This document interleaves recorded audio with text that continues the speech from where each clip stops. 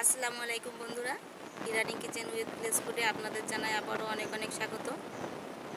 এখানে দেখতে পাচ্ছেন গোশ, এটা ব্রয়লার মুরগির গোশ।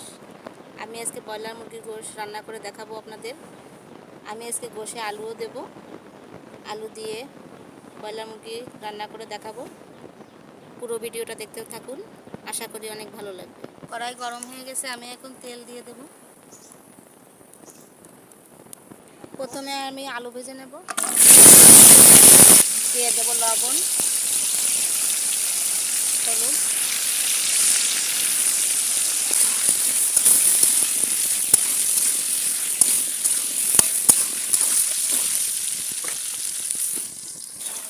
আমি লাল লাল করে আলু ভেজে নিয়েছি, আমি এখন তুলে নেব।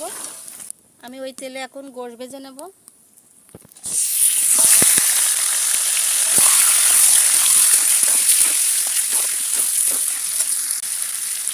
আমি একটু লবণ দিয়ে ভেজে নেব। বন্ধুরা, আমি গোশ ভেজে নিয়েছি, এখন আমি তুলে নেব। তেল দিয়ে দেব, প্রথমে দিয়ে দেবো পেঁয়াজ কুচি। আমি গোশ রান্না করে নেওয়ার জন্য এর ভিতরে বাটির ভিতরে সব মশলা মিশিয়ে নেব। প্রথমে দিয়ে দেবো পেঁয়াজ বাটা, দিয়ে দেবো আদা আর রসুন বাটা, আর দিয়ে দেবো শুকনো মরিচ আর জিরা বাটা। আমি সব উপকরণ একসঙ্গে নিয়ে নিয়েছি, এখন কড়াইতে দিয়ে দেব। আমি এই যে সব মশলা একসঙ্গে নিয়ে নিয়েছি, কড়াইতে দিয়ে দেব।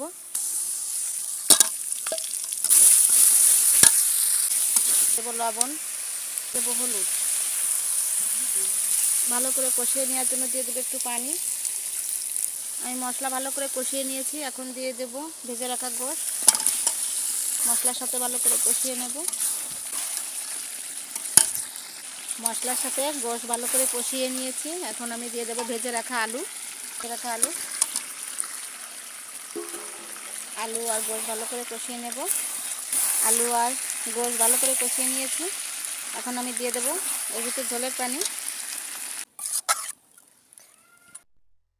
সবশেষে দিয়ে দেবো আমি গরম মশলার গুঁড়ি। বন্ধুরা, আলু দিয়ে গোশ রান্না একদম কমপ্লিট, আমি এখন নামিয়ে নেব।